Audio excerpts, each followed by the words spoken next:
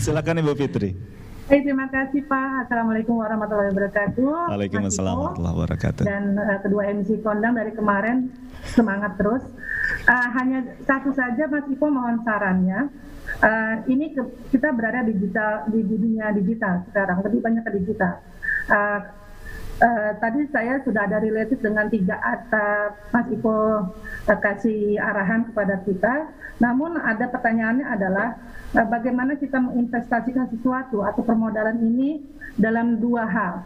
Satu, bicara yang langsung seperti investasi yang sudah kita research, kita pelajari, jalur komunikasi seperti apa gitu kan. Produknya ada gitu langsung, maksudnya kebetulan ke peternakan nih yang kebetulan lagi diarahkan. Satu lagi dengan digital konsep ini Mas Ipo, Bitcoin atau kripto.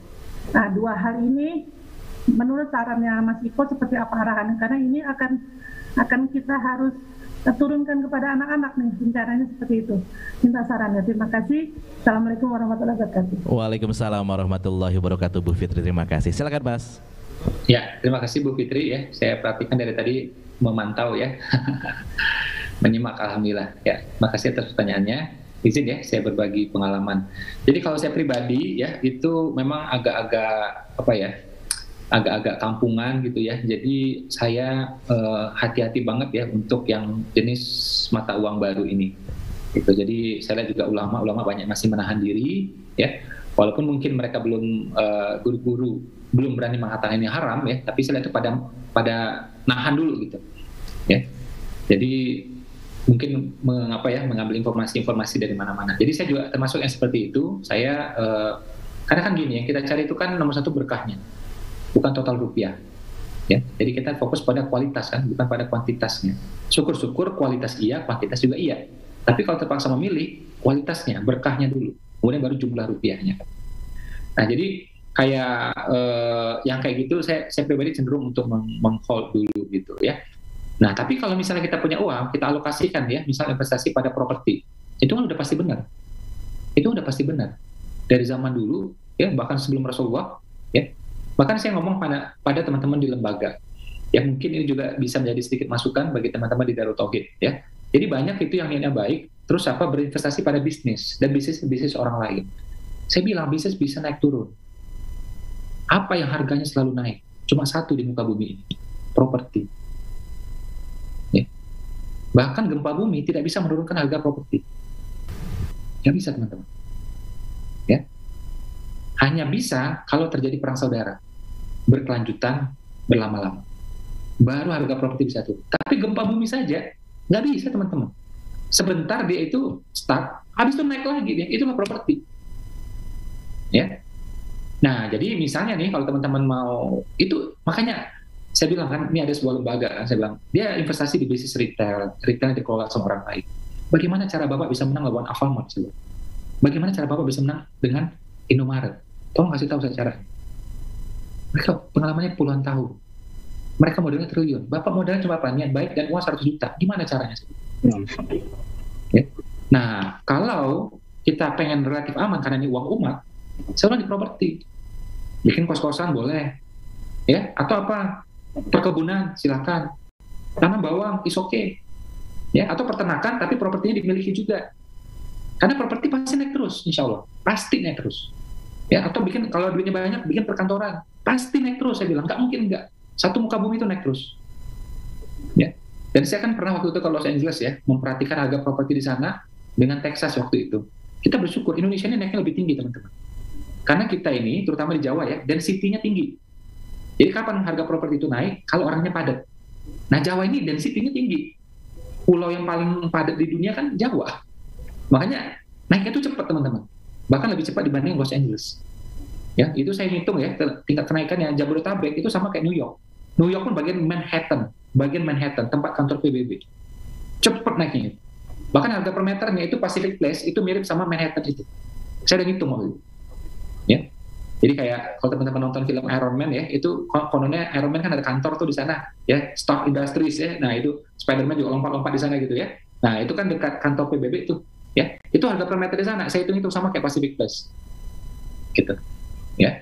Nah, jadi kalau kita mau invest juga, saran saya itu di properti. Satu. Kedua, di emas untuk jangka panjang. Tapi emasnya saran saya jangan banyak-banyak. Ya. Dan yang ketiga, dan ini yang paling utama sebenarnya, ya selain sedekah ya, selain wakaf, investasi pada bisnis itu sendiri. Bisnis itu kalau diinvest nggak ada selesainya. Nggak ada selesainya. Ada aja keperluannya. Kita punya restoran, perlu kanopi. Kita ada restoran, perlu perluasan parkir. Parkir udah ada, perlu dikerasin juga. Ya, karyawan perlu diseragamin, ya kan? Nah, kita juga perlu mau nambah cabang ke sana, mesin perlu diperbarui. Nggak selesai-selesai itu. Jadi, daripada nanti duitnya mandek di properti, mandek di tempat lain, saran saya invest dulu di bisnisnya. Kalau masih ada lebihnya, barulah kita kemana-mana tadi itu. Karena kalau bisnisnya berkembang, ibaratnya itu kan kayak analoginya ya, kayak hewan ternak kan. Kayak hewan ternak, dia akan keluar anak lebih banyak lagi. Gitu. Akhirnya apa, karyawan bisa lebih banyak lagi, dan seterusnya. Ya. Dan teman-teman, nih ya, saya ketemu pengusaha muslim nih teguran keras dari saya. Ya, mungkin kalau dikasih waktu berapa menit lagi ya, saya sampaikan. Gini, ini banyak muslim kita, banyak yang baik-baik, banyak yang soleh, banyak yang hijrah. Yang gilanya adalah apa? Begitu dia hijrah, dia tinggalkan bisnis. Ini harta ini melenakan semua, ini permainan belaka semua ini, dia tinggalkan di bisnis. Padahal dia ini udah hijrah, insya Allah orang yang relatif baik ketimbang orang rata-rata. Harusnya dia dong yang megang harta, harusnya dia dong yang megang duit. Jangan orang yang nggak ngerti agama. Uang dia udah relatif ngerti, dia pegang itu. Hadisnya bilang gitu kok, sebaik-baiknya harta berada di tangan orang beriman. Jadi kalau saya beriman harusnya berharta. Adalah cilaka kalau harta dipegang sama orang nggak beriman, kacau balau. Ya. Nah ini banyak atas nama hijrah, dia tinggalkan bisnis. Saya sekarang di musola aja Pak. Saya ngurus musola aja Pak, kata dia. Musola banyak yang bisa ngurus, ente dagang sana, saya bilang. Nanti ke musolanya sesekali aja. Ya, jadi kita cari satu bidang tuh memang fardu kifayah, yang memang hanya kita yang bisa menjalankan. Nih, saya pernah waktu itu, mohon maaf ya, saya pernah negur seorang pengusaha besar, dia hijrah jadi mutawif. Saya tegur. Sebelum pandemi ya, itu jadi mutawif sebulan bisa 2 kali, minimal 1 kali. Saya bilang Pak, yang bisa itu bisnisnya kan unik banget. Yang bisa jalanin bisnis itu Pak cuma Bapak. Mutawif banyak yang bisa Pak. Rebutan itu Ustaz, saya bilang. Ya, mahasiswa di Mekah juga bisa, saya bilang. Tapi jalan bisnis itu cuma Bapak yang bisa. Ngapain itu ditinggalin, saya bilang. Tapi saya cinta banget Pak sama Mekah Madinah. Iya, siapa yang kagak Pak, saya bilang. Siapa yang kagak, saya bilang. Semua orang ya kalau kesana nanti pasti nangis, pulang dari sana juga nangis. Siapa yang kagak, saya bilang. Tapi ini fardu kifayah Pak. Siapa yang ngurusin bisnis itu? Nggak ada yang bisa, saya bilang. Nah, akhirnya dia mulai kompromi, jadi mutawifnya per 3 bulan. Ya, oke lah bagi saya. Oke lah bagi saya. Nah, jadi teman-teman, jangan tabu sama harta. Nih ya, saya tunjukin ini ya. Biar teman-teman paham tentang harta Nabi itu seperti apa. Harta Nabi itu nggak main-main, teman-teman. Jadi harta Nabi itu, ya, ini saya kutip dari beberapa kitab yang insya Allah jelas ya sumbernya ya. Jadi, Nabi itu, ketika warisan aja, beliau dapatnya banyak. Dari kakeknya, ya. Terus ada lagi itu yang dari ayah atau ibunya, ya. Yang jelas dia dapat beberapa budak, 5 onta, ya. Ini saya tulis di Instagram saya, ya. Itu saya sebutin sumbernya dari mana, kitab apa, hadis apa yang bahasnya. Terus juga sekelompok kambing. Terus juga 1 rumah. Rumah dari mana diwariskan oleh Khadijah. Yang sekarang kita lihat itu menjadi perpustakaan di belakang Masjidil Haram, dekat daerah Safa Marwa. Ya. Jadi jangan lagi kita cerita Nabi miskin, kata siapa? Pernah nggak Nabi miskin? Pernah, ketika jadi penggembala, ketika beliau diboykot, pernah. Tapi coba nih, teman-teman buka nih ya, mindsetnya, logikanya. Mana ada orang dagang 25 tahun miskin, teman-teman? Kita nih ya, orang Ciamis, kita orang Jogja, orang Purwokerto dagang nih, kita nggak ngerti ilmunya gitu ya. Tapi 25 tahun dagang istiqomah, kalau jujur gigih, 25 tahun pasti kaya. Mana ada miskin coba? Dan ketika menikah sama Khadijah, itu mas kawin Nabi, ya, itu puluhan onta, tertulis di kitab Ar-Raqiq Al-Maktum. Saya buka terjemahannya halaman 110 sebelah kanan atas. Oh ini kayak Ustaz Adi Hidayat. Ini dihafal benar-benar ini. Gitu tuh. Terus ketika menikah sama Aisyah, itu kan Khadijah tuh setelah meninggal, menikah sama Aisyah, itu mas kawinnya 500 dirham. Hadis riwayat Muslim. Siapa bilang nabimu miskin? Ya.